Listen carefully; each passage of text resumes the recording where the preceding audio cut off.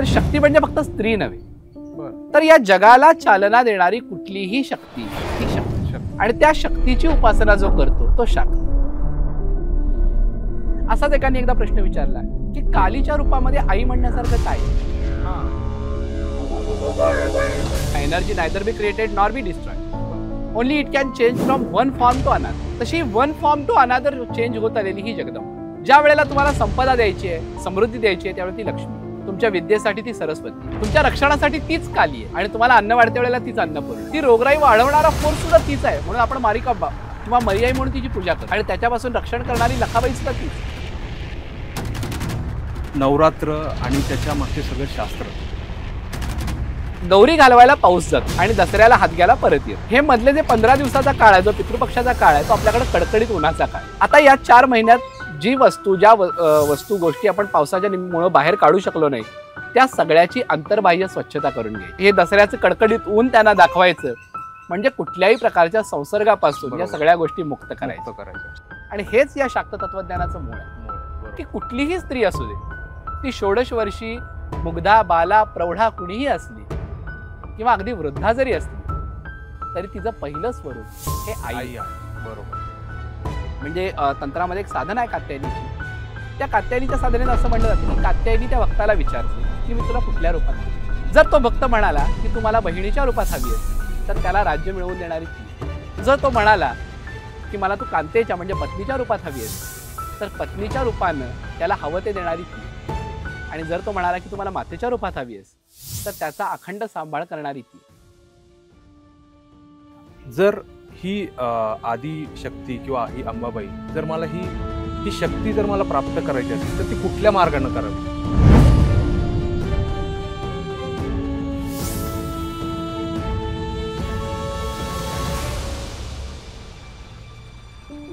नमस्कार, बिंग पुणेकरच्या या आपल्या पॉडकास्टमध्ये मग सर्वांचं स्वागत. आज आपण नवरात्री निमित्त आज कोल्हापुरात आलेलो आहोत. इथली कला, वास्तुरचना, इथलं शौर्य किंवा कुस्ती, या सगळ्या गोष्टी आपल्याला आठवतात. इथली जी आपली देवी आहे, महालक्ष्मी आहे, आदिमाया, आदिशक्ती किंवा महालक्ष्मी, हा सर्व वाद आपण आजपर्यंत पाहत आलो. पण या वादाला नेहमी खंडन करत किंवा त्याचे पुरावे देत आपल्याला एक व्यक्तिमत्व समोर येतं, ते म्हणजे प्रसन्न मालेकर सर. सो नमस्कार सर. नमस्कार. सो आपला आजचा जो मुद्दा आहे, नवरात्र आणि त्याच्या मागचे सगळं शास्त्र, त्याचं मूळ स्वरूप जे आहे हे महालक्ष्मी आहे, तिथून ती अंबाबाई आहे. हा सर्व वाद तुम्ही एका क्षणात किंवा तुमच्या पुराव्याने तुम्ही मिटवलात, तर ते नक्की कसं सांगाल तुम्ही? भारतातल्या जर संस्कृतीचा इतिहास पूर्ण बघितला किंवा आध्यात्मिक संस्कृतीचा इतिहास बघितला, तर आपल्या एक लक्षात येईल की भारतामध्ये वेगवेगळे संप्रदाय आहेत. शंकराचार्यांच्या काळापर्यंत जवळपास 700हून अधिक संप्रदायांचा उल्लेख शांकर दिग्विजय ग्रंथात मिळतो. तर हे प्रत्येक संप्रदाय वेगवेगळ्या मार्गाने आपापल्या इष्टदेवतेचं महिमा मंडन करत होते. तर या सगळ्यांचं एकत्रित स्वरूप, अद्वैत तत्वज्ञानाला अनुसरून स्वरूप जे शंकराचार्यांनी थोडक्यात केलं, त्यातून भारतामध्ये 5 मुख्य संप्रदायांचं अस्तित्व एक अधोरेखित झालं. शैव, शाक्त, गाणपत्य, सौर, हे 5 संप्रदाय. आता या 5ही संप्रदायामध्ये प्रत्येक संप्रदाय आपल्या आपल्या परीनं परब्रह्म तत्वाचं जे काही स्वरूप आहे त्याच्याबद्दल माहिती देतो किंवा त्याच्याबद्दल विशद करतो. शैवांच्या मते शंकर जो आहे, सदाशिव जो आहे, तोच प्रधान दैवत, तेच परब्रह्म. वैष्णवांच्या मते ती जागा नारायणाची, गणपत्यांसाठी तो गणपती आहे, सौरांसाठी तो सूर्य आहे. तसं शक्तीच्या उपासकांसाठी शक्ती. आता हे शाक्त तत्वज्ञान म्हणजे काय? तर शक्ती म्हणजे फक्त स्त्री नव्हे, तर या जगाला चालना देणारी कुठलीही शक्ती ही शक्ती.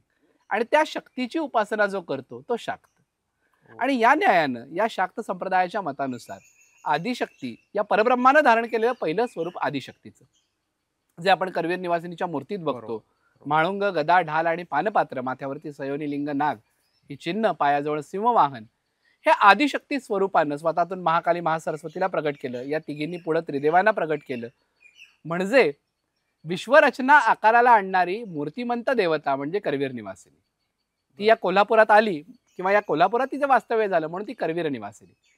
तर ही जगन्माता, आणि आईला संस्कृत भाषेतला शब्द आहे अंबा, म्हणून ती अंबाबाई. बरोबर. अशी या आदिशक्ती, आणि या आदिशक्तीच्या या स्वरूपाचं एकमेव वास्तव्याचं ठिकाण म्हणजे करवीर. म्हणजे याच्यानंतर इतरत्र जिथं कुठं जर या करवीर निवासिनीची मूर्ती बसवलेली असेल, तर ती ओळखली जाताना मात्र कोल्हापूरची अंबाबाई म्हणूनच ओळखली जाईल. ती स्वतंत्र त्या क्षेत्राची देवता होणार नाही. इतकं महत्त्व म्हणजे थोडक्यात आम्ही नेहमी वर्णन करतो तसं मातृ उपासनेचं किंवा शक्ती उपासनेचं मूलस्थान म्हणजे करवीर किंवा कोल्हापूर आणि तीच या क्षेत्राची पहिली आणि सगळ्यात महत्त्वाची महती. म्हणजे करवीर नक्की हे क्षेत्र आहे का ठिकाण आहे, किंवा करवीर हा पूर्ण विभाग होता म्हणजे भौगोलिक दृष्ट्या तो नक्की काय होता? आता पुराण कथेनुसार जर बघितलं तर करवीर हे क्षेत्र आणि कोल्हापूर हे शहर. आपण ऐतिहासिक कागदपत्रांमध्ये बघितलं तर करवीर या संपूर्ण भागाला आपल्याला महाभारतामध्ये बघायला मिळतं आणि त्यामध्ये करवीर नगरीचा उल्लेख येतो.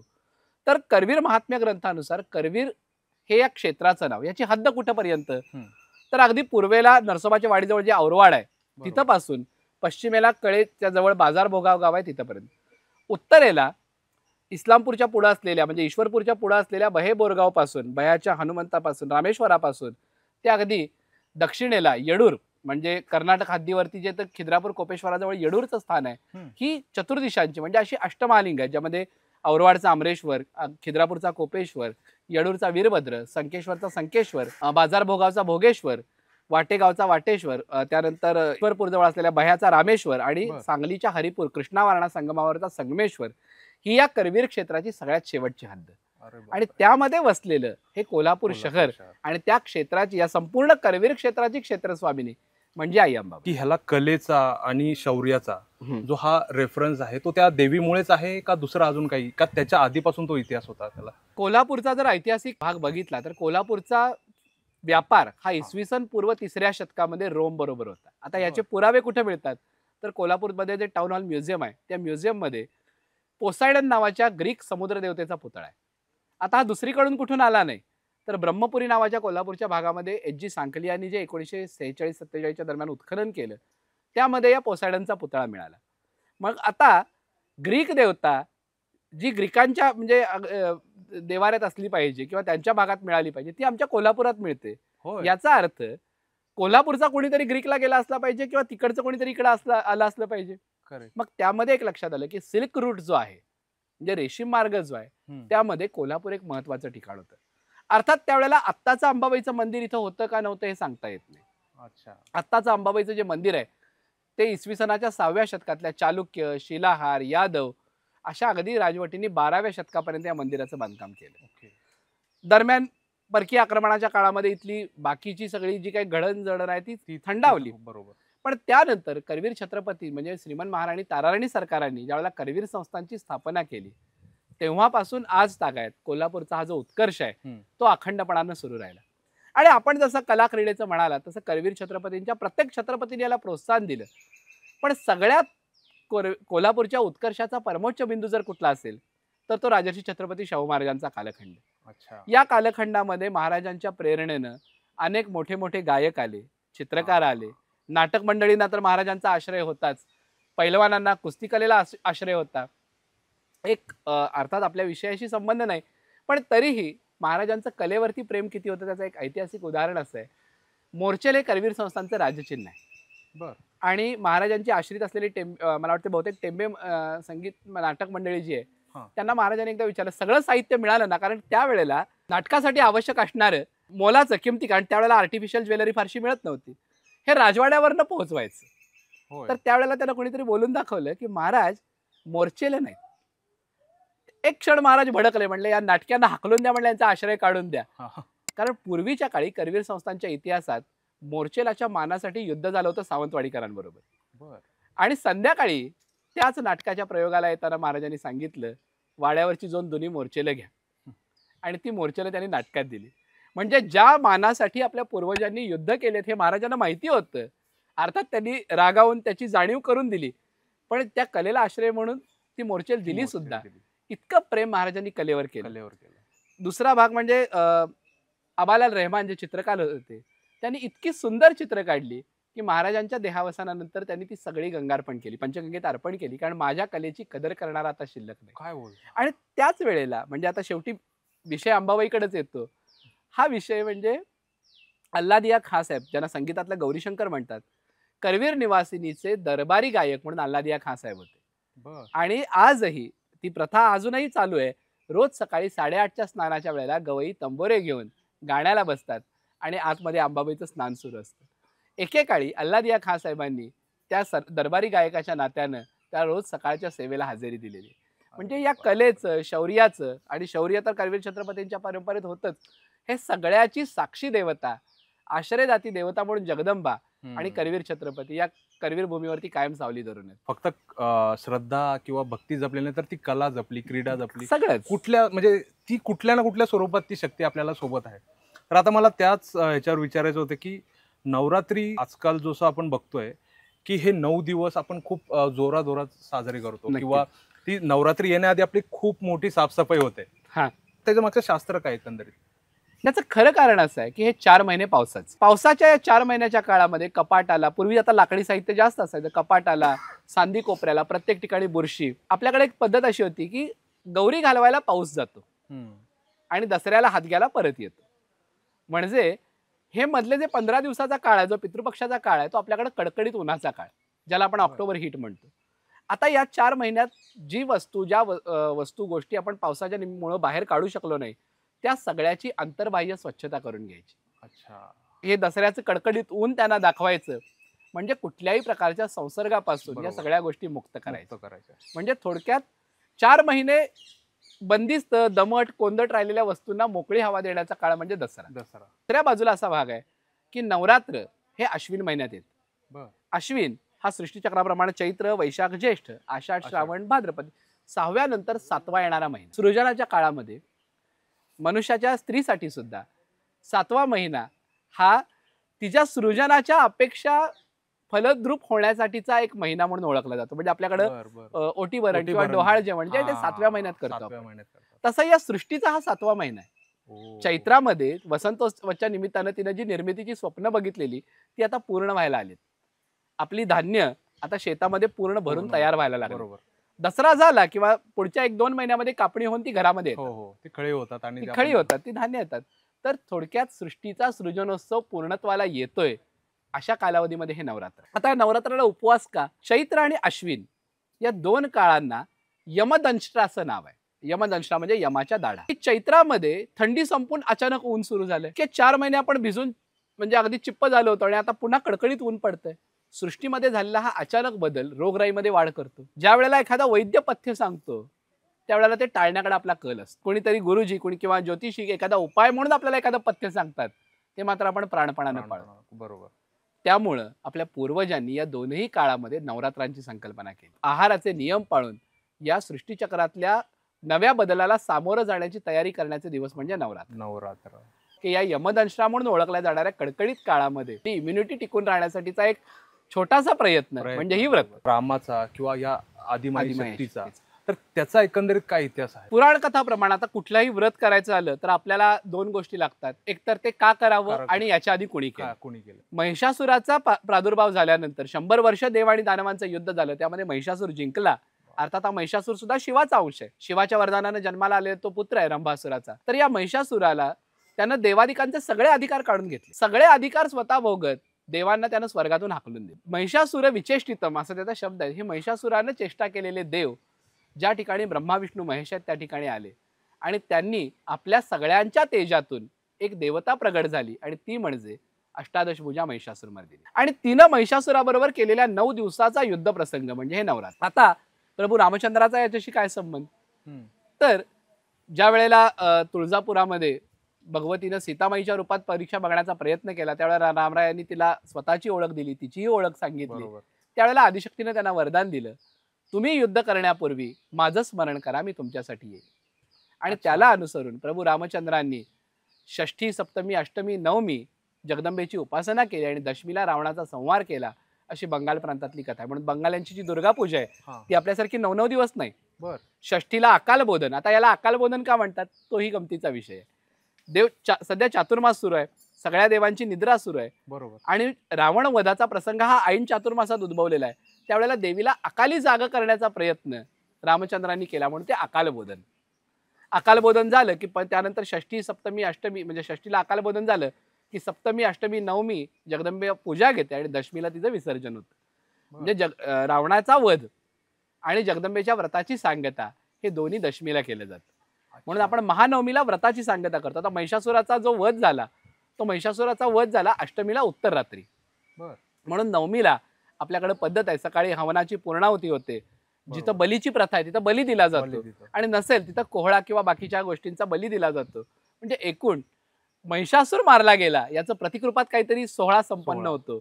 आणि त्यानंतर दसरा म्हणजे विजयादशमी अर्थात सीमोल्लंघन, म्हणजे हे दोन्ही जे योग आहेत म्हणजे रावणवध महिषासुराचा हा, आणि आणि रावणाचा. महिषासुरवध. सो तो एकाच वेळेस झालाय. नाही, अर्थात त्याला युगायुगांचा अंतर आहे. युगायुगांचा आहे पण तो कालखंड एक आहे. कालखंड आहे. कालखंड एक आहे. म्हणजे थोडक्यात आपण असं धरून चालू की एखादी गोष्ट जानेवारी 2022 ला घडली आणि एखादी गोष्ट जानेवारी 1988 ला घडली.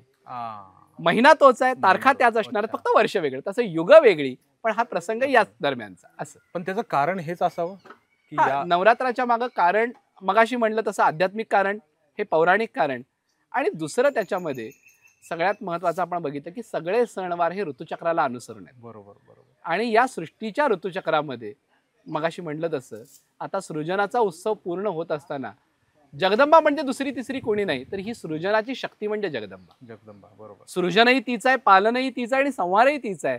पण आपल्याला भावतं किंवा आपल्याला आवडते ते सृजन, आणि त्या सृजन शक्तीचा केलेला सन्मान म्हणजे हा नवरात्राचा सण. बऱ्याचशा देवी त्याच्या अवतीभोवती आहेत. हो. त्या घटकाच्या किंवा तर देवी हे तत्व जे आहे, हम्म. देवी म्हणजे काय तर शक्ती. बरं. शक्ती वेगवेगळ्या रूपात आविर्भूत होऊ शकते. म्हणजे आपला मॉडर्न सायन्सचा जो ऊर्जा अक्षतेचा नियम आहे, energy neither be created nor be destroy, बरं. Only it can change from one form to another. तशी one form to another change होत आलेली ही जगदंबा. ज्या वेळेला तुम्हाला संपदा द्यायची आहे, समृद्धी द्यायची आहे, त्यावेळी ती लक्ष्मी आहे. बरोबर. तुमच्या विद्येसाठी ती सरस्वती आहे, तुमच्या रक्षणासाठी तीच काली आहे, आणि तुम्हाला अन्न वाढत्या वेळेला तीच अन्नपूर्ण आहे. रोगराईचा प्रसार होतो त्यावेळेला त्याच्या मागं म्हणजे थोडक्यात ती रोगराई वाढवणारा फोर्स सुद्धा तीच आहे. म्हणून आपण मारिकांबा किंवा मरियाई म्हणून तिची पूजा करतो. बरोबर. आणि त्याच्यापासून रक्षण करणारी लखाबाई सुद्धा तीच आहे. ज्या ज्या तत्वांची भीती वाटते ती सुद्धा तीच आहे, तीच आहे. आणि त्या भीतीपासून रक्षण करणारी पण तीच आहे. असाच एकाने एकदा प्रश्न विचारला की कालीच्या रूपामध्ये आई म्हणण्यासारखं काय आहे. हा बरोबर.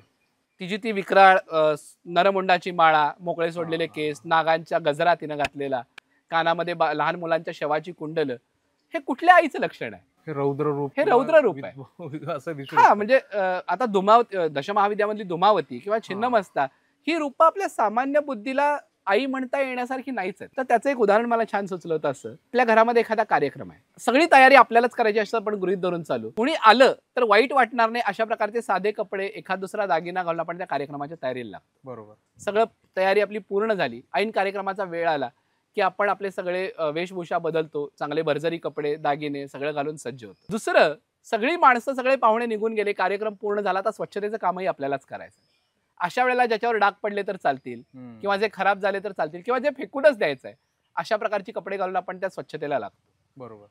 आता हे सगळं डाग काढण्याच्या परिस्थितीमध्ये आपण म्हणजे शारीरिकदृष्ट्या आणि मानसिकदृष्ट्याही कोणाच्या बोलण्याच्या परिस्थितीत असतच नाही, आपण आपल्या कामात मग्न असतो. हे सगळं सुरू असताना असं समजून चालूया की तुमचं एखादं 1.5-2 वर्षाचं रांगतं मूल आहे, बरोबर, जे अगदी नुकतं बोलायला शिकले. तुम्ही काय करता हे त्याला समजत नाही, पण त्याला त्या क्षणी तुमच्या जवळ असण्याची गरज आहे. अशा मुलानं जर तुम्हाला हाक मारली तर आपण ती हाक त्या क्षणी टाळू शकतो? नाही, अगदी नाही. तसंच विश्वाच्या पसाऱ्याला आरंभ करताना ही महासरस्वती, ती शुभ्र वस्त्र आहे, मोत्याचे अलंकार घातलेत, बाकी फार मोठे अलंकार नाहीत, फार भव्य दिव्य शृंगार नाही, पण तरीही तिचं अस्तित्व आहे. पालन करते वेळेला तीच महालक्ष्मी आहे. बरोबर. जिनं अलंकार सगळे भरजरी वेशभूषा धारण केले, सगळी शस्त्र धारण केलेत, कारण तिला तिचं वैभव त्या क्षणी ती पूर्णपणानं त्या वैभवामध्ये आविर्भूत झाली. बरोबर. सगळा कार्यक्रम संपलाय आणि आता ती महाकाली आहे. जे शिल्लक ठेवायचं आहे ती व्यवस्थित बाजूला एखाद्या कुठल्या तरी पात्रात काढून टाकते, जे टाकून द्यायचं ते टाकून देते. म्हणजे थोडक्यात विश्वाचा पसारा मांडताना ती महासरस्वती आहे, सांभाळताना महालक्ष्मी आहे, आणि नष्ट करताना महाकाली. आणि या सगळ्या प्रसंगी आपण जर बाळ म्हणून तिला हाक मारली तर आपल्याला उचलून घेणारी आपली आई सुद्धा तीच आहे. आणि हेच या शाक्त तत्वज्ञानाचं मूळ आहे की कुठलीही स्त्री असू दे, ती 16 वर्षी मुग्धा, बाला, प्रौढा कुणीही असली किंवा अगदी वृद्धा जरी असली तरी तिचं पहिलं स्वरूप हे आई आहे. बरोबर.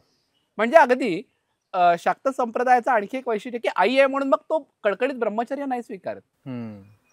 शाक्ताचा एक सिद्धांत आहे, म्हणजे तंत्रामध्ये एक साधना आहे कात्यायनीची, त्या कात्यायनीच्या साधनेत असं म्हणलं जातं की कात्यायनी त्या भक्ताला विचारते की मी तुला कुठल्या रूपात हवी आहे. जर तो भक्त म्हणाला की तू मला बहिणीच्या रूपात हवी आहेस तर त्याला राज्य मिळवून देणारी ती आहे. जर तो म्हणाला की मला तू कांतेच्या म्हणजे पत्नीच्या रूपात हवी आहेस तर पत्नीच्या रूपानं त्याला हवं ते देणारी ती आहे. आणि जर तो म्हणाला की तू मला मातेच्या रूपात हवी आहेस तर त्याचा अखंड सांभाळ करणारी ती आहे. बरोबर. म्हणजे खरा शाक्त कधीही स्त्रीच्या कुठल्याही त्या नात्याच्या स्वरूपावर अन्याय करत नाही. तिचं जे नातं आहे, ज्या नात्यानं ती आपल्या जवळ आहे, त्या नात्याचा तो पूर्ण आदर करतो, ती त्या पवित्र तत्वाचा आदर करतो. आणि ते जे सामर्थ्य आहे, ते जे तत्व आहे, ज्या तत्वामध्ये ती आपल्या बरोबर आहे, तिला शक्ती म्हणून सन्मान देतो. बरोबर. आणि हे शाक्त संप्रदायाचं खरं सिद्धांत कालांतरानं कदाचित मागं पडत गेला आणि त्यामुळे मग शाक्त संप्रदायातल्या वामाचाराला प्रसिद्धी जास्त मिळाली. आणि लोकांच्या मनातून शाक्त संप्रदायाची एक भावना जी त्यांच्याबद्दलची जाणीव आहे ती कुठेतरी उतरत गेली आणि म्हणून शाक्त संप्रदाय मागं पडला असावा असं मला वाटतं. ही शक्ती जर मला प्राप्त करायची असेल तर ती कुठल्या मार्गाने करावी? मुळात शक्ती मिळवण्यासाठी वेगळं काहीतरी केलं पाहिजे किंवा अंबाबाईला मिळवण्यासाठी वेगळं काहीतरी केलं पाहिजे. म्हणजे नवरात्रीत काही नवरात्रात आता जर कुळाचाराप्रमाणे जर बघितलं, मुळात या नवरात्र महोत्सवाचा भाग जो आपल्या महाराष्ट्रात प्रचलित आहे तो म्हणजे घटस्थापना. अर्थात ही घटस्थापना म्हणजे काय तर अनुष्ठान मांडणं म्हणजे घटस्थापना. बरोबर. पण या घटस्थापनेच्या वेळेला आपण करतो काय तर आपल्याच शेतात आणलेल्या मातीमध्ये नवधान्य रुजत घालतो. वर्षभरात पिकलेल्या आपल्या बीजांच्या परीक्षणाचा काळ म्हणजे नवधान्य. अर्थात आपण शरीरानं मनानं संयम तर पाळलेलाच आहे आणि ही बीज रोपण केलेलं आहे. तर या काळामध्ये आदिशक्तीच्या स्वरूपाचं चिंतन, तिच्या प्रत्येक तत्वाची अनुभूती म्हणजे जगदंबेची कृपा प्राप्त करता येण्यासारखं आहे. आपण बोलतोय, आपण चालतोय, आपण झोपलेलो असतो तरी आपल्या हृदयाची धडधड अखंडपणानं सुरू आहे. बरोबर. ही त्या शक्तीची कृपा नाही. बरोबर. ही धडधड मंदावली तरी सुद्धा लाखो रुपये आपल्याला खर्च करावे लागतात. बरोबर. किंवा ही धडधड अतिशय गतिमान झाली तरी सुद्धा लाखो रुपये खर्च करावे लागतात. ती जर सुरळीत सुरू असेल तर ती त्या शक्तीचीच कृपा म्हणावी लागेल. बरोबर. जगदंबेची कृपा म्हणजे तिनं काहीतरी अफाट आपल्याला द्यावं किंवा माझ्या शत्रूंचा संहार मी हातात खड्ग न घेता व्हावा किंवा त्यांच्या विरुद्ध मी काही युद्धाचा पवित्रा न घेता व्हावा अशी अपेक्षा करणंच चूक आहे. नवरात्रीबद्दलचं आता बऱ्याच कथाही सांगितल्या, त्याचे शास्त्र सांगितले किंवा त्याच्या उपासना केल्यावरचे काय गोष्टी कशा आपल्याला फळ मिळू शकतं किंवा एकंदरीत उपासना कशी करता येईल त्याचं सायंटिफिकली सगळ्या तुम्ही गोष्टी सांगितल्या. पण मला नेहमी अजून एक प्रश्न पडतो की नवरात्री हाच का? सूर्याच्या निर्मितीपूर्वी काय होतं तर तो अंधार. रात्र हे शाश्वत तत्व आहे. आपण मोजताना दिवसामागून रात्र असं आपण म्हणतो. बरोबर. पण खरं दोन रात्रीच्या मध्ये एक दिवस आहे असंही म्हणता येऊ शकतं. बरोबर. आणि रात्र हा जो काली तत्व, आता हा अंधार अज्ञानाचा अंधार वगैरे नाहीये, जो शाश्वत आहे. म्हणजे आता आपण वातावरण आहे म्हणून पृथ्वीवरती उजेड आहे, वातावरणाच्या पलीकडे अंधारच आहे ना. अंधारच. काळ जर सूर्य चंद्र जरी नसले तरी तो काळ मोजला जातोय. बरोबर. तो म्हणजे महाकाली. आणि त्या महाकालीच्या तत्वाच्या उपासनेचे दिवस म्हणजे नवरात्र. खंडोबाचं नवरात्र हे असतं खरं तर 6 दिवसाचंच, पण त्याला आपण म्हणतो नवरात्र. तर नव हा फक्त संख्यावाचक शब्द नाही. अच्छा. नूतन अशा अर्थानं सुद्धा ती नवरात्र आहे. त्यामुळे सृजनाचा उत्सव म्हणून हा नवरात्र ज्या वेळेला उल्लेख केला जातो तो नवरात्र म्हणून केला जातो. ही रात्र म्हणजे कालगणनेचं तर प्रतीक आहेच, पण त्याचबरोबर अखंड व्यापक असणाऱ्या महाकालीच्या तत्वाचं स्वरूप म्हणून ती रात्र. नूतन जसं की तो एक अपभ्रंश अजून एक आहे की 33 कोटी देव. तसंच तो मला तसंही म्हणजे आपल्याकडे काय आहे एकेका शब्दाला 3-3, 4-4 अर्थ आहेत. नवरात्रचं म्हणजे नवीन जीवन आणि त्या रात्रीचं ते कनेक्शन तसं आहे. नवरात्रीमध्ये मी कुठल्या देवीची उपासना करावी किंवा ह्याचं पण काही? पण सगळ्यात सोपी आपल्याकडे असलेली उपासना म्हणजे जी आपल्या घरात पिढ्यानपिढ्या सुरू आहे ती आपल्या कुलस्वामिनीची उपासना नवरात्रात करणं हे सगळ्यात श्रेयस. कामाख्या आणि तुळजाभवानी जर एकच स्वरूप आहे तर मी कामाख्याची उपासना केली तर काय वाईट आहे? बरोबर. तर त्याचं उत्तर असं आहे की आपल्या कुल परंपरेत काय चालतं, कुठल्या गोष्टी आपल्याला चालू शकतात कुठल्याला नाही. म्हणजे थोडक्यात फॅमिली डॉक्टर एक संकल्पना आहे. फॅमिली डॉक्टरला नेमकं माहिती असतं की तुमच्या घरात कुठला फॅमिली डिसीज आहे, तुमची फॅमिली हिस्ट्री काय आहे. बरोबर. म्हणजे जर एखादा मनुष्याचे वडील त्यांना जर काही डायबिटीसचा प्रॉब्लेम असेल, ब्लड प्रेशरचा प्रॉब्लेम असेल तर त्या घरातली 30च्या पुढच्या प्रत्येक माणसाला तो फॅमिली डॉक्टर आठवण करून देतो, आता जरा लक्ष द्या. बरोबर. त्याचं कारण त्याला त्यांचा पूर्ववृत्तांत माहिती आहे. तुम्ही जर नव्यानं कामाख्याच्या उपासनेला सुरुवात करायला गेला तर तो प्रदेश वेगळा, तो भाग वेगळा, तिथले रीतिरिवाज वेगळे. तुम्ही कदाचित तुमच्या वेवलेत त्या तत्वाशी जुळणार नाहीत. मॅच होणाऱ्या लहरी सोडून नव्यानं प्रयास करून आपल्याला कशाला जोडायचे? बरोबर. शेवटी शक्ती स्वरूपा जगदंबा सगळ्या रूपात तीच आहे. त्यामुळे आपल्या गावात असलेली देवी, आपल्या घरात असलेली कुलस्वामिनी यांची उपासना नवरात्रात करणं हे सगळ्यात महत्वाचं. कोल्हापुराचं जे मेन शक्तिपीठ आहे किंवा तुम्ही नेहमी सांगता की जगातलं एकमेव हे शक्तिपीठ आहे, हो, मग त्याचं महत्व काय आणि त्याला ऐतिहासिक ती निर्मितीची आद्य देवता असलेली माळुंग गदा ढाल पानपात्र सयोनिलिंग नाग धारण करणारी आदिशक्ती, बरोबर, या स्वरूपाचं संपूर्ण जगातलं एकमेव मंदिर म्हणजे करवीर. करवीर. सतीचे त्रिनेत्र जिथं पडले ते शक्तिपीठ म्हणजे करवीर. करवीर शक्तिपीठाची देवता महाकाली आहे, जी करवीरे महिषमर्दिनी नावाने विराजमान आहे. या शक्तिपीठाचा ऐतिहासिक संदर्भ जर बघायला गेलो तर आपल्याला इसवी सनाच्या 6व्या शतकापासून मिळतं. 1400 वर्षांचा कालखंड या मंदिराचा आहे आणि त्या काळामध्ये असंख्य सिद्ध साधकांनी उपासना केलेले हे शक्तिपीठ आहे. या शक्तिपीठाच्या भोवती सुद्धा अन्य शक्तिपीठांच्या प्रतिकृती आहेत. म्हणजे आसामच्या कामाख्याची शक्तिपीठाची प्रतिकृती कोल्हापूरपासून जवळपास 18-19 किलोमीटरवरती आहे. हिंगलाज भगवती जी बलुचिस्तानमध्ये आहे, तिचं प्रसिद्ध क्षेत्र कोल्हापुरातला एक प्रसिद्ध तालुका आहे गड हिंगलज असं ज्यावेळेला आपण म्हणतो. तो गड हिंगलज म्हणजे गडिंगलज पासून साधारणपणे 1-2 किलोमीटरवरती भडगाव नावाचं गाव आहे. त्या गावात गुड्डाई नावाची देवी आहे. ही गुड्डाई म्हणजे मूळची हिंगलाज भगवती आणि त्या हिंगलाज भगवतीमुळे त्या गडिंगलजचं नाव पडलं गड हिंगलज. म्हणजे हे शक्तिपीठ 51 शक्तिपीठ देवतांच्या सगळ्या प्रतिकृती या करवीर क्षेत्राच्या भोवती आहेत. आमच्या सुदैवाने आम्ही त्यातल्या 35 ते 40 शक्तिपीठांपर्यंत पोहोचलेलो आहोत. म्हणजे ही शक्तिपीठ म्हणजे एकेकाळी आता जर आपण गेलो म्हणजे उदाहरण द्यायचं झालं तर वृंदावनात आज कृष्णाला मानणाऱ्या प्रत्येक संप्रदायाचा एक आश्रम आहे, त्यांचं स्वतःचं मंदिर आहे. तसं शक्तीला मानणाऱ्या प्रत्येक संप्रदायाचं म्हणजे शक्ती स्वरूपाच्या कुठल्याही स्वरूपाचं, मग ती कामाख्या असेल, हिंगलाज भगवती असेल किंवा आरोग्य भवानी असेल किंवा अगदी कन्याकुमारी असेल, या प्रत्येक स्वरूपाला मानणाऱ्या देवतेचं मंदिर या करवीर क्षेत्राच्या भोवती आहे. काशीपासून जितक्या कोणामध्ये तीर्थराज प्रयाग आहे तितक्याच कोणामध्ये आई अंबाबाईच्या मंदिरापासून चिखली प्रयाग म्हणजे ज्या ठिकाणी पंचगंगेचा उगम आहे, या पंचनद्यांचा संगम आहे, तो प्रयाग येतो. काशीपासून जितक्या कोणामध्ये केदारनाथ आहे तितक्याच कोणामध्ये अंबाबाईच्या देवळापासून ज्योतिबाचं मंदिर येतं. काशीची मिरर इमेज म्हणजे कोल्हापूर. जी जी दैवत काशीमध्ये आहेत ती सगळी करवीरात आहेत.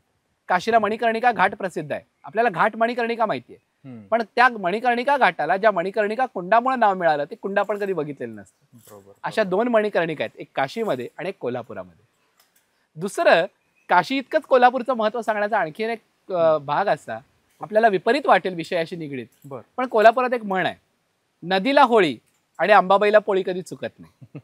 म्हणजे रोज अंबाबाईला पुरणपोळीचा नैवेद्य आहेच. बरोबर. आणि पंचगंगेला म्हणजे आपल्याकडे साधारणपणे सगळ्या हिंदू स्मशानात एक नियम असतो की सूर्यास्तानंतर आपण अग्नी देत नाही, पण करवीर स्मशानामध्ये 24 तास अग्नी चालतो. तिथली चिता कधी शांतच होत नाही, कुठलं ना कुठलं जळतच असतं. त्याचं कारण असं की भगवतीच्या आग्रहावरनं विश्वेश्वर या करवीर क्षेत्री आले आणि त्यांच्या प्रत्येक स्नानाच्या वेळेला त्यांना ताजं भस्म मिळावं म्हणून तिथं अखंड स्मशान सुरू आहे आणि इकडे अखंड प्राणानं पुरणपोळीचा नैवेद्य सुरू आहे. म्हणजे भुक्ती आणि मुक्ती हे दोन्ही देणारे क्षेत्र म्हणून कोल्हापूर. आणि काशीला ज्या ज्या देवता आहेत त्या सगळ्या करवीरात आहेतच. म्हणजे काशीची जी मिरर इमेज म्हटलं त्याचं कारण भौगोलिक तर सांगितलं, त्या देवता तर सांगितल्या. बरोबर. थोडक्यात जे काशीला आहे ते सगळं करवीरात आहे आणि त्याच्याही पेक्षा एक कणभर जास्त म्हणजे जवभर जास्त आहे ते म्हणजे आयुष्यातलं जगण्याचं सुख. म्हणजे मी इथं जरी आलो म्हणजे ज्योतिबा आमचं कुलदैवत आहे, म्हणजे थोडासा प्रवास जरी झाला त्या 2-3 दिवसात तरी पण अख्खं मन किंवा शरीर अख्खं प्रसन्न किंवा हे काय म्हणतात त्याला आपण नव्या चैतन्याने भारावून जातो. आणि तुम्ही ते इथं राहताय किंवा ते जगताय तर त्यामुळे ती म्हणजे खर तर म्हणजे त्याचा एक अभिमान आहे की तो अभिमान असा उगाच आलेला नाही, तर या क्षेत्रात मध्ये म्हणजे जगदंबेची कृपा, ताराराणीनं केलेल्या किंवा राजर्षी छत्रपती शाहू महाराजांनी केलेल्या प्रयत्नांचा आशीर्वाद असेल, या सगळ्यामुळं कोल्हापूरचं एक वैभव अखंडपणाने टिकून आहे. ती लक्ष्मी रुसून आली किंवा मग हा जो संदर्भ आहे हा महालक्ष्मीशी आहे का लक्ष्मीशी आहे? त्याच प्रसंगाकडे आपण येत होतो. एखाद्या स्त्रीचा पतीच्या घरात अपमान झाला तर तिच्यासाठी जाण्याचं दुसरं ठिकाण कुठलं, तर ते माहेर. भृगु ऋषींची जी कथा प्रसिद्ध आहे की भृगु ऋषींनी त्रिदेवांची परीक्षा करण्याच्या निमित्तानं नारायणाच्या छातीवरती लत्ताप्रहार केला आणि त्यानंतर रागावलेली लक्ष्मी तिच्या माहेरी म्हणजे या करवीर क्षेत्री आली. ही जी लक्ष्मी आली आहे म्हणजे ही ती लक्ष्मी नाहीये हे मला पण माहितीये. मग ती जी साडी येते बालाजीवरून ते नक्की काय, म्हणजे ती महालक्ष्मीसाठी येते का लक्ष्मीसाठी येते? आता हा काय गोंधळ आहे? ह्याच्यामध्ये गोंधळ झालाय तो थोडासा समजुतीचा झालाय. साधारणपणे 70च्या दशकामध्ये व्यंकटेश्वर देवस्थानकडनं सगळ्या शक्तिपीठांना शालू पाठवण्यात आले, सगळ्या शक्तिपीठांना. तर त्यामध्ये करवीरला कोल्हापूरलाही शालू आला आणि नंतर काही जणांच्या लक्षात आलं की व्यंकटाचल महात्म्यात उल्लेख केलेलं कोल्हापूर ते हेच आहे. अच्छा. आणि त्यामुळं इथं शालूची परंपरा सुरू राहिली. अर्थात त्यावेळेला हे समजून घेतलं गेलं नाही की व्यंकटेशाची अर्धांगिनी लक्ष्मी ती ही गाभाऱ्यात विराजमान लक्ष्मी नाही, कारण व्यंकटाचल महात्म्यामध्ये अगस्त्याराधित विग्रह असा उल्लेख आहे. बरं. म्हणजे अगस्त्य ऋषींनी पूजा केलेली. आजही ज्या वेळेला तुम्ही करवीर निवासिनीच्या पालखी सोहळ्याकडे बघाल तर करवीर निवासिनीची पालखी ही अगस्त्य ऋषींच्या दीपमाळेला प्रदक्षिणा घालते. कारण अगस्त्य ऋषींच्या आणि लोपामुद्रेच्या संवादातनंच हे करवीरचं महात्म्य उलगडले गेले.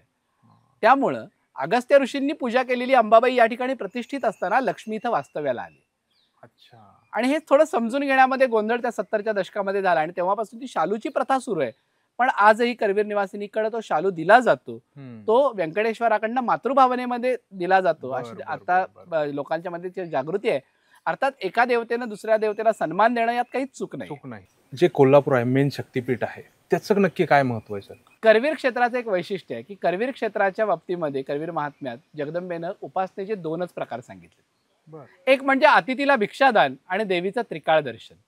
याखेरीज करवीरामध्ये तिसरं व्रत नाही, उपोषण नाही असा या करवीर क्षेत्राचा नियम आहे. कुठल्याही आईला आपल्या पोरांनी अगदी उपाशी राहून कडकडीत तप करून कुठलंही केलेलं कुठलंही कर्म तिला आवडत त्रास द्यायचा नाहीये, बाळाला त्रास द्यायचा नाही. बाळा तू भरभरून पोटभर खा, फक्त आनंदी राहा. हे जे आईचं ब्रीद आहे ते या जगदंबेनं या करवीर क्षेत्रावरती सगळ्यांनाच ते व्रत म्हणून दिले आणि त्या हिशोबानेच या करवीरच्या साधना उपासना क्रम आहेत. वा वा. म्हणजे ही नवरात्रीची उपासना किती सहज आहे. इथं अर्थातच देवी इथं आहे म्हणल्यावर इथल्या बऱ्याचशा दंतकथा पण असतील. म्हणजे मला त्याचा कुठलाही पुरावा नकोय, पण मला त्या दंतकथा ऐकायच्यात की नक्की कुठल्या कुठल्या आहेत आणि त्या म्हणजे इथल्या कोल्हापुराशी कशी निगडीत आहेत किंवा कोल्हापूरकरांशी कशा त्या रुजलेल्या आहेत. पहिली दंतकथा आहे ती म्हणजे अंबाबाईचं देऊळ एका रात्रीत बांधलं आणि तेही राक्षसांनी बांधलं. तर अंबाबाईच्या मंदिरामध्ये काल वेताल नावाने जे 2 द्वारपाल आहेत ज्यांना जय विजय म्हणूनही ओळखलं जातं, त्या द्वारपालांनी ज्या मूर्ती दाखवल्या जातात आणि या राक्षसांनी देवीचं देऊळ बांधलं अशा प्रकारची एक आख्यायिका प्रचलित आहे. तर त्याचं कारण असं आहे, मुळात मंदिर बांधण्यासाठी 2-250 वर्षाचा कालखंड गेलाय आणि त्या कालखंडामध्ये करवीर फारसं विख्यात नव्हतं. म्हणजे मंदिराचा भाग विख्यात नव्हता, मंदिराचा भाग प्रसिद्ध नव्हता आणि मंदिराच्या बांधणीनंतर हा सर्वश्रुत झाला म्हणून एका रात्रीत बांधलं असा एक समज मंदिराच्या बाबतीत की देवळाचे खांब मोजायला जाणाऱ्याच्या बाबतीत काहीतरी अघटित घडतं. मंदिराच्या खांबांची जर रचना बघितली तर ती एका ओळीत अशी नाहीये. ती मंदिर शास्त्राला धरून अशी वेगवेगळ्या दिशांना आहे. त्यामुळे पूर्वी देवळात लाईट नव्हत्या, विद्युत दिवे नव्हते. त्यावेळेला अनोळखी माणसाला एक खांब मोजायला जाताना एक खांब इथं आहे असं समजून जर तो पुढच्या बाजूला गेला तर त्याचं डोकं त्या नव्या खांबावर आदळायचं. त्यामुळे तो समज प्रचलित झाला की देवीच्या मंदिराचे खांब मोजायला जाणाऱ्याचं काहीतरी अघटित घडतं. भगवान विश्वेश्वर करवीरात यायला निघाले, पण वडणगे गाव कोल्हापूरच्या नदीच्या पलीकडे असलेल्या वडणगे गावात उमा महेश्वर 2 जण आले आणि पार्वती थोडीशी मागं राहिली. शंकर पुढे आले, त्यांचा नंदी अगदी रंकाळ्याच्या काठापर्यंत पोहोचला आणि त्या क्षणी कोंबडा आरवला. त्यामुळे विश्वेश्वर करवीर क्षेत्री येता येता राहिले अशी कोल्हापूरकरांची आख्यायिका आहे. आजही एकाच गावात गौरी शंकराची देवळं आहेत पण दोन्ही देवळं वेगळे आहेत. म्हणजे गौरीचं वेगळं आहे आणि शंकराचं वेगळं आहे असं क्वचित आढळणारं मंदिर आपल्या वडणगे गावात आपल्याला बघायला मिळतं. अशा अनेक आख्यायिका या क्षेत्राच्या बाबतीत आहेत. त्यातली पुराण प्रसिद्ध आणखी एक आख्यायिका अशी आहे की दत्त महाराज रोज करवीर क्षेत्री भिक्षेला येतात. त्याचा प्रत्यय म्हणजे भिक्षालिंग म्हणून करवीर क्षेत्र मंदिर आहेच आणि वटसिद्ध नागनाथाला जिथं दत्त महाराजांनी अनुग्रह दिला ती जागा म्हणजे कोल्हापूर. म्हणजे अशा अनेक कथा आख्यायिका या कोल्हापूरच्या बाबतीमध्ये प्रसिद्ध आहेत. तेव्हा महालक्ष्मीचं आणि त्यांचं किंवा या कोल्हापुराचं काय नातं होतं? करवीर छत्रपतींनी आता अर्थात थोरल्या महाराजांचा म्हणजे छत्रपती शिवाजी महाराजांचा जगदंबेशी संपर्क आला किंवा या मंदिराशी संपर्क आला याची लिखित साधनं अद्याप कुठे उपलब्ध नाहीत. ती कदाचित इतिहासाच्या ओघात कधीतरी उजेडात येतील, असेल तर तसा उजेडात येईल, पण अशी कथाही प्रचलित नाही. पण करवीर छत्रपती म्हणजे श्रीमंत महाराणी ताराराणी सरकारांनी या करवीर संस्थांची स्थापना झाली. करवीर छत्रपती संभाजी महाराज दुसरे यांच्या कालखंडात आक्रमणाच्या भीतीनं लपवून ठेवलेली देवीची मूर्ती पुन्हा गाभाऱ्यात प्रतिष्ठित केली. तो दिवस होता 26 सप्टेंबर 1715. योगायोगानं या वर्षीच्या 25 सालच्या नवरात्रामध्ये तो दिवस चतुर्थीच्या दिवशी येतोय. तर या नवरात्राच्या कालावधीमध्येच हा दिवस येतो. त्या अर्थात ज्या दिवशी प्रतिष्ठा केली त्या दिवशी दसरा होता 1715 साली आणि या वर्षी त्या सोहळ्याला 310 वर्ष पूर्ण होतात. तर तेव्हापासून अजून तागायत करवीर छत्रपतींनी ब्रीद सांभाळले. नंबर 1चा लवाजमा अंबाबाई, श्रीमंत महाराज आणि महाराणी सरकार आणि त्यामुळं जो लवाजमा महाराजांना तोच अंबाबाईला. म्हणजे अच्छा. त्यामुळं देवीला फक्त 2-3 अधिकारी वेगळे, चोपदार, रोशन नाईक आणि हवालदार. हम्म. बाकी जो लवाजमा हत्ती, घोडे, उंट जे काही असेल ते जसं महाराजांना तसं अंबाबाईला. आणि अच्छा. करवीर छत्रपती अगदी राजर्षी छत्रपती शाहू महाराज सुद्धा देवीच्या पालखीबरोबर अष्टमीच्या नगर प्रदक्षिणेच्या वेळेला पायी चालायचे. राजाराम महाराज पायी चालायचे असाही उल्लेख अनेक ठिकाणी बघायला मिळतो. बर. करवीर छत्रपतींच्या प्रत्येक या गादीवर बसलेल्या प्रत्येक राजानं जगदंबेला तितकाच सन्मान दिलेला आहे, तितकंच प्रेम दिलेलं आहे. या मंदिराच्या सगळ्या व्यवस्था तशा सुरळीत चालण्यामध्ये अगदी आग्रहानं त्यांनी लक्ष दिलेलं आहे. म्हणजे अगदी स्वातंत्र्याच्या काळापर्यंत ह्या मंदिराचं व्यवस्थापन हे करवीर छत्रपतींकडनं होतं. नंतर ते शासननियुक्त संस्थेकडे म्हणजे देवस्थान व्यवस्थापन समितीकडे गेलं. इतक्या प्रेमानं छत्रपतींनी या जगदंबेबद्दलचा भाव जपलेला आहे आणि तो अजूनही महाअष्टमीच्या दिवशी आम्हाला खरोखर एक अनुभवण्यासारखा सोहळा असतो. महाअष्टमीच्या दिवशी ज्यावेळेला देवीची नगर प्रदक्षिणा सुरू असते, हम्म. देवीचं वाहन अंबादेव घरात म्हणजे छत्रपतींच्या जुन्या राजवाड्यात जातं. बरं. तिथं गेल्यानंतर महाराणी सरकार अंबाबाईची पूजा करतात. तो क्षण इतका सुंदर वाटतो की एका बाजूला या संपूर्ण राज्याची स्वामिनी आणि एका बाजूला या क्षेत्राची स्वामिनी दोघी जणी एकमेकीच्या समोर आहेत. हे बरोबर. अनुभवणं किंवा हे पाहणं सुद्धा कोल्हापूरच्या प्रत्येक संस्थानप्रेमी आणि जगदंबेच्या भक्तासाठी तितकंच सुखद असतं की या दोघी जणी समोर आहेत आणि आम्ही ज्यांना आदराचं स्थान देतो अशा दोघी शक्ती आज आमच्या समोर हा मान घेत आहेत. आणि देवीचं हे राजवाड्यात जाणं म्हणजे फक्त राजाला आशीर्वाद देण्यासाठी नव्हे, तर राजा हा सगळ्या जनतेचा प्रतिनिधी आहे म्हणून ती त्याला आशीर्वाद देते आणि तो आशीर्वाद अगदी आमच्या प्रत्येक कोल्हापूरच्या प्रत्येक शेवटच्या नागरिकापर्यंत पोहोचतो अशी आमच्या सगळ्यांची संकल्पना. आपल्या या शक्तिपीठाला किंवा अंबाबाईला ह्याची उपासना करणारे किंवा ह्याची सेवा करणारे बरेचसे अशी मानाची कुटुंब असतील हो. किंवा काही मोठी लोक असतील, हो, तर त्यांच्या एकंदरीत काही कथा आहेत ज्याच्यातनं म्हणजे देवीने काहीतरी साक्षात्कार दिलेला आहे किंवा काही ना काही अशा कथा आहेत का? करवीर निवासिनीच्या पूजा उपचारांमध्ये किंवा एकूण तिच्या नैमित्तिक उत्सवांमध्ये, नित्य उपचारामध्ये नाही, या नवरात्र उत्सवामध्ये गुरु महाराज घराण्याचं एक फार मोठं सन्मानाची जागा आपल्याला पाहायला मिळते. गुरु महाराज अर्थात राजगुरु श्री सिद्धेश्वर बुवा महाराज, करवीर छत्रपती शिवाजी महाराज दुसरे, त्यांचे ते आध्यात्मिक गुरु. तर या गुरु महाराजांचे जे चिरंजीव होते नारायण महाराज, या नारायण महाराजांची जगदंबेवर प्रचंड श्रद्धा. ते ज्या वेळेला देवीच्या दर्शनाला जायचे आणि तिच्याकडे प्रसाद मागायचे तर देवीच्या मस्तकावरचं फूल त्यांच्या ओंजळीत पडायचं. लोकांना वाटलं की दरवेळेला नारायण महाराज येतात आणि कदाचित धक्का देत असतील किंवा काही असेल आणि ते प्रसाद घेत असतील. म्हणून लोकांनी ठरवलं की एक फुलाचा तुरा त्यांनी दोऱ्याने बांधून ठेवला आणि आल्यावरती नारायण महाराजांना सांगितलं की हाच तुरा आग्रहानं मागा.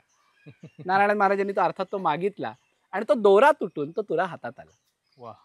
तर त्याच्याबद्दल लोकांनी त्यांच्यावरती त्यांना विनंती केली की या प्रसंगाची काहीतरी स्मृती राहू द्या. तर त्यावेळेला त्यांनी एका आरतीची रचना केली. ती आरती अजूनही देवीच्या देवळात म्हटली जाते. ती म्हणजे देवीची शेजारती, ज्याला निद्रावेढा म्हणतात. हा निद्रावेढा काय तर निर्गुण निश्चल निष्कल जेते, ही आरती म्हणल्यानंतर निद्रा करी मंची नावाची आरती आहे. तिला आरतीला चालही खूप सुंदर आहे. म्हणजे एखाद्या लहान बाळाला पाळणा म्हणावा त्या चालीमध्ये ती आरती. निद्रा करी मंची जगदंबे पालित भक्त कदंबे निद्रा करी मंची, अशी सुंदर शांत स्वरात ती आरती म्हणली जाते.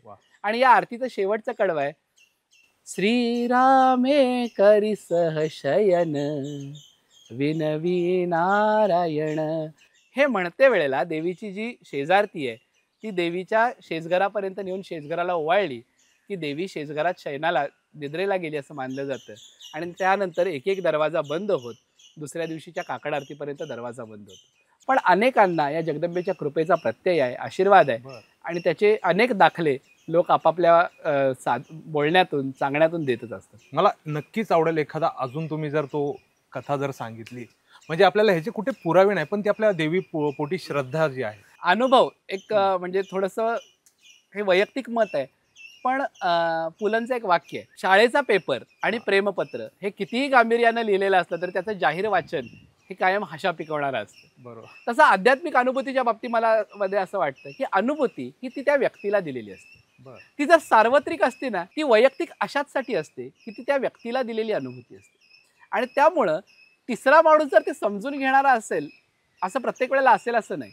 त्यामुळे आध्यात्मिक अनुभूती ज्या वेळेला जाहीररित्या मांडल्या जातात ना त्यातल्या 80% वेळेला त्यांची चेष्टा होते. बरोबर. त्याचं कारण समजा असं आपण धरून चालूया की मी एखाद्या अंधाऱ्या रात्री निघालोय आणि माझं वाहन बंद पडलंय आणि एखादा मनुष्य माझ्या मदतीला आला तर माझ्यासाठी त्या क्षणी तो देव आहे. बरोबर. पण जर एखादा मनुष्य त्या प्रसंगात नसेलच, त्याला त्या प्रसंगाचा ग्रीवन्स, त्याला त्या प्रसंगाचं गांभीर्य जर कळत नसेल, तर तो या माझ्या अनुभूतीची चेष्टा काय, कोणी रस्त्याने निघाला असेल त्याला तू देव का म्हणतोस. तुमच्या सगळ्या प्रश्नांना उत्तर देण्याचा मी प्रयत्न केलाय, पण हा टाळतो असं समजा हवं तर. नक्की नक्की. पण ही काही हरकत अनुभूती नाही.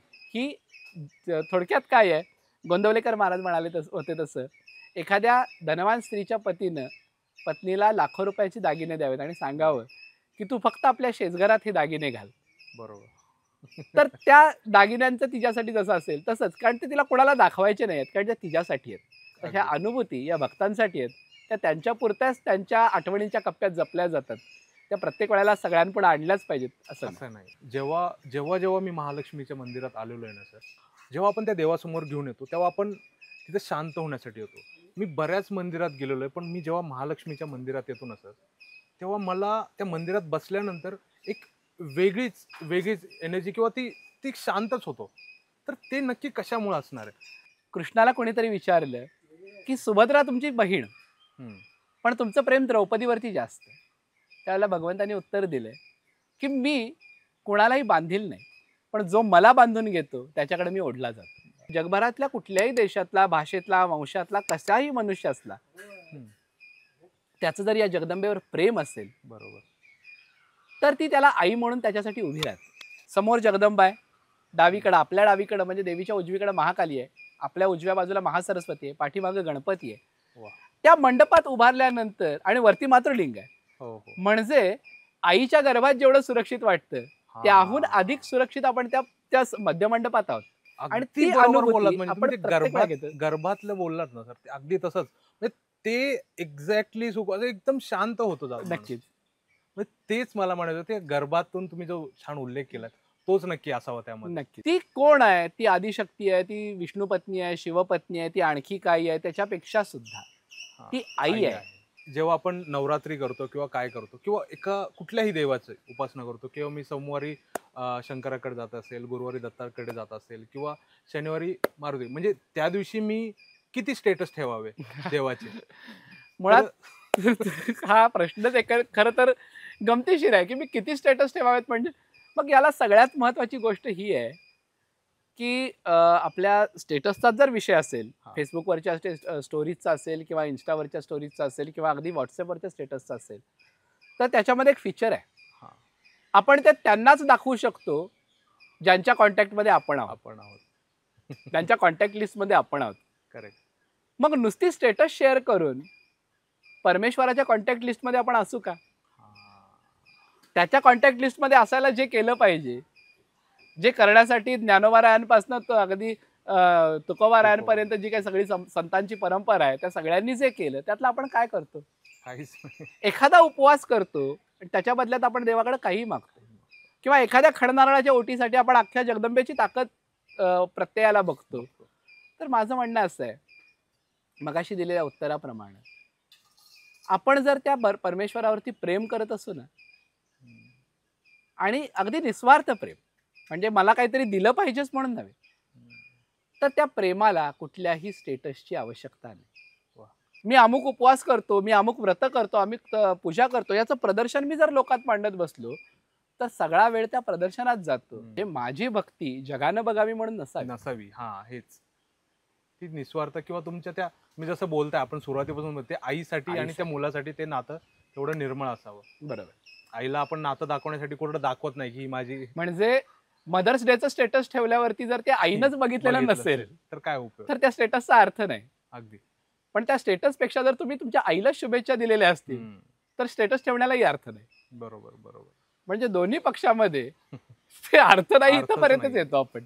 आपल्या महालक्ष्मीची मूर्ती बघतो तेव्हा त्याच्यामध्ये प्रत्येक ती साडी घालण्यापासून ते शृंगारापासून सगळ्यांमध्ये कला आहे. हो. पण ह्यामध्ये जेव्हा आपण, मी मध्ये मुद्दा वाचला होता की ती मूर्तीची काहीतरी झीज होती किंवा काय होतंय, सो ह्याच्यासाठी ती कुठेतरी ती मूर्ती परत काही होऊ नये यासाठी आपण काय प्रयत्न करतोय, किंवा ती एकंदरीत ती सुंदरता दिसण्यासाठी आपण काय नक्की करतोय? राज्य शासनाच्या वतीनं पुरातत्व विभाग, पश्चिम महाराष्ट्र देवस्थान समिती, करवीर निवासिनीचे सगळे श्रीपूजक आणि आर्किओलॉजिकल सर्वे ऑफ इंडिया यांच्या माध्यमातून ठराविक कालावधीनंतर देवी मूर्तीचं संवर्धन होतं आणि त्यातून तिचं मूर्तिरूपातलं हे जे सौंदर्य आहे हां. ते जपण्याचा प्रयत्न शासकीय यंत्रणा, श्रीपूजक आणि देवस्थान समिती यांच्या मार्फत सातत्यानं होत असतो बरं. आणि त्यांच्या प्रयत्नाला बऱ्यापैकी यशही येतं असं आपल्याला बऱ्याचदा दिसतं. आता या कोल्हापुरात म्हणा किंवा इतर पूर्ण महाराष्ट्रात म्हणा, ह्या शक्तिपीठाचा किंवा या आपल्या कोल्हापुराचा यामध्ये तरुणांचा सहभाग कसा आहे? करवीर निवासिनीच्या या संपूर्ण नवरात्रोत्सवामध्ये तरुण पिढीचा म्हणजे अगदी श्रीपूजकांच्यातल्या तरुण पिढीपासून ते भक्तांपर्यंतच्या तरुण पिढीचा सहभाग अतिशय मोठा असतो आणि सगळेजण श्रद्धेनं करतात, प्रेमानं करतात. हे सगळं असलं तरी काही वेळेला असं वाटतं की दाखवण्यापुरतं, ट्रेंडपुरतं, केवळ लोकाचारासाठी ही सगळी व्रतं करतायत. तर अशा लोकांची संख्या देखील आहे, पण त्याहीपेक्षा श्रद्धेनं, प्रेमानं करणाऱ्या तरुणाईची संख्या सुद्धा चांगली आहे. आता आपला मंदिराचा विषय चाललायच आहे, तर मंदिराची जी आपली पूर्ण टीम आहे किंवा व्यवस्थापन आहे किंवा जे ट्रस्टी आहेत त्यांचं मंदिराचं कार्य त्यांचं कसं चालतं किंवा समाजात काही घटना घडल्या तर त्यामध्ये ॲज अ महालक्ष्मी मंदिर आहे तर ते कसं सहभाग घेतं? हे मंदिराचं व्यवस्थापन पश्चिम महाराष्ट्र देवस्थान व्यवस्थापन समितीच्या वतीने केलं जातं. बरं. ही एक शासन नियुक्त समिती असून म्हणजे गॅझेटेड असं ज्याला म्हणतो तशी ती एक यंत्रणा आहे.